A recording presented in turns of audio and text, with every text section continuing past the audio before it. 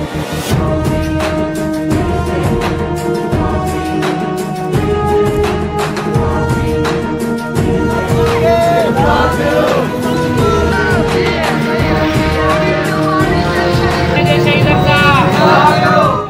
वालेकुम नाज़रीन, अमहानिसी रहा हो SS न्यूज़ या वहाँ आयशा सजाद। नाज़े सब खां पहिरियां हिन वक्त जी अहम ख़बरुनि ते हिकु नज़र। सिंध बार काउंसिल के सर ते सकरन में थियल माड़ी जलबाणी वारे वाक़े ख़िलाफ़ खैरपुर बार एसोसिएशन पारां अदालती कार्रवाइन जो बाइकॉट। वकीलन पारां अदालती कार्रवाइन के बाइकॉट सबब हाज़रीन ते आयल माण्हुनि खे तारीख़ूं ॾेई वापस रवानो कयो वियो। खैरपुर बार सदर जो चवण हो त माड़ी जलबाणी वारे इलाइक़े जी जेतरी मुज़म्मत कजे उहा घटि आहे। हिन मुल्क जे आइन ऐं कानून में इहो किथे बि नाहे लिखियल त शहरनि खे सिधियूं गोलियूं हणी क़त्ल कयो। हीउ इंतहाई ॾुखाईंदड़ वाक़ियो आहे। वाक़े में घुर्बल जवाबदारनि खे गिरफ़्तार करे कानून जे कटहरे में आणे सख़्त सज़ा ॾिनी वञे। ॼाम शोरो में SUP जे मरकज़ी सर ते ॼाम शोरे में रैली कढी मुख्य चौक ते धरणो हयो वियो। अॻवाननि पारां माड़ी जलबाणी वाक़े में मुलविसनि ख़िलाफ़ सख़्त कार्रवाई जो मुतालबो कयो वियो। अॻवाननि जो चवण हो त माड़ी जलबाणी में ॻोठाणनि ते बिला जवाज़ फायरिंग करे मासूम ॻोठाणनि जो क़त्लेआम कयो वियो। हुननि वधीक चयो त वाक़े में मुलविस माण्हुनि ख़िलाफ़ कार्रवाई थियण ताईं मरहलेवार एहतजाज जारी रहंदो। टंडो आदम में माड़ी जलबाणी वाक़े ख़िलाफ़ SUP पारां एहतजाजी रैली कढी धरणो हयो वियो।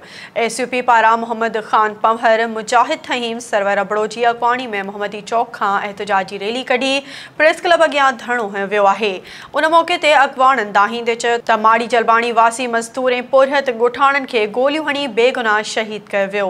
ग़रीब पोरिहतनि ते दहशतगर्द जा इल्ज़ाम हया विया, पर पुलिस अञा ताईं मारिजी वियल ॻोठाणनि जो को बि ॾोही रिकॉर्ड न साबित करे सघी आहे।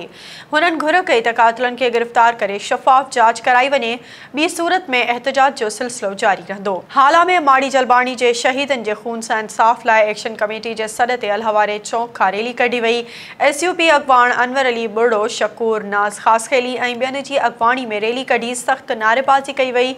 उन मौक़े ते अॻवाननि जो चवणु हो त माड़ी जलबाणी में बेगुनाह पोरियतनि खे क़त्ल कयो वियो आहे। शहीद जे कातिलनि खे गिरफ़्तार करे संदसि वारसनि सां इंसाफ़ कयो वञे। सरहाड़ी में माड़ी जलबाणी में 3 ॾींहं अॻु पेश आयल वाक़े ख़िलाफ़ सरहाड़ी में जस्कम पारां हाजी ब्रोही होटल खां एहतजाजी रैली कढी वई। अॻवाननि ख़ान सिंधी, सजाद मशोरी, अली जमाली, अब्दुल सत्तार जलबाणी ऐं ॿियनि एहतजाज कंदे मीडिया सां ॻाल्हाईंदे चयो त माड़ी जलबाणी वाक़े में बेगुनाह धरती धड़नि जे घरनि ते रेंजर्स ऐं पुलिस चढ़ाई करे घरनि अंदरि गोलियूं हलायूं, जंहिंमें बेगुनाह 4 ॼणा गोलियुनि जो खाॼ बणिजी विया।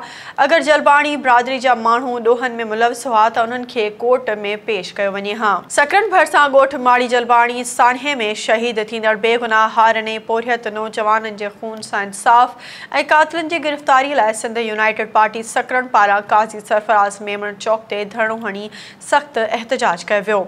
धरणे में अॻवान मीडिया सां ॻाल्हाईंदे चयो त माड़ी जलबाणीअ जो सान्हो तमामु वॾो ऐं ॾुखोईंदड़ आहे, जंहिंमें 4 नौजवान क़त्ल थी विया ऐं 4 खां वधीक ज़ख़्मी आहिनि। हुननि चयो त हीउ किथां जो कानून आहे त हितां जे शहरनि जे घरनि में घिड़ी इख़्लाक़ी क़दरनि खे पायमाल करे अदालत खां मथां क़दम खणी कंहिंखे बि क़त्ल करे छॾियो। हुननि चयो त माड़ी जलबाणी सान्हे जी साफ़ शफ़ाफ़ तहक़ीक़ात करे कातिलनि खे कानून मूजिबि सख़्त सज़ा ॾिनी वञे।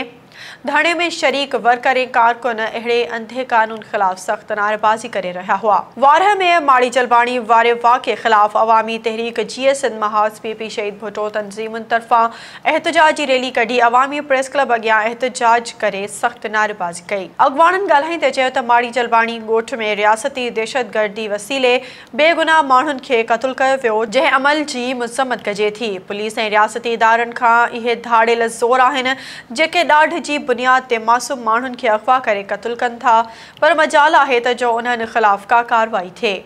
हिते उल्टो मासूम माण्हुनि खे क़त्ल करे पुलिस ऐं रियासती इदारा ख़ुशि थियनि था। सेवण में माड़ी जलबाणी वाक़े ख़िलाफ़ सिंध यूनाइटेड पार्टी मरकज़ जे सॾ ते सेवण में बि SUP आफ़िस खां मोहम्मद नवाज़, रिंद, अब्दुल हकीम बुर्दी, मोहम्मद ख़ान सोलंगी जी अॻवानी में एहतजाजी रैली कढी सिंध प्रेस क्लब आॾो एहतजाज कयो वियो। अॻवाननि मीडिया सां ॻाल्हाईंदे चयो त कानून नाफ़िज़ कंदड़ इदारनि तरफ़ां दहशतगर्दी जो मुज़ाहिरो करे मिसकिन हारनि खे शहीद कयो वियो आहे, जिन जे क़त्ल में मुलविस अहलकारनि खे गिरफ़्तार करे सख़्त सज़ा ॾिनी वञे, शहीदनि जे खून सां इंसाफ़ कयो वञे। बांधी में माणी जलबाणी वाक़े ख़िलाफ़ बांधी में क़ौम परस्त पार्टियुनि जो एहतजाजी मुज़ाहिरो SUP, STP ऐं जस्कम कारकुननि पारां हनीफ़ जमाली, मीर जावेद दाहिरी, नूर अहमद जमाली ऐं ॿियनि जी अॻवानी में प्रेस क्लब बांधी साम्हूं एहतजाजी मुज़ाहिरो कयो वियो। उन मौक़े ते अॻवाननि चयो त सकरनि भरिसां माड़ी जलबाणी में ज़ोर ऐं ॾाढ ॾेखारे बेगुनाह ॻोठाणनि खे सिधियूं गोलियूं हणी क़त्ल कयो वियो आहे। मासूम ॻोठाणनि जे घरनि में कोहराम बर्पा थियल आहे। हुननि वधीक चयो त वाक़े में मुलविस असल जवाबदारनि ख़िलाफ़ क़ानूनी कार्रवाई करे खेनि सज़ाऊं ॾिनियूं वञनि।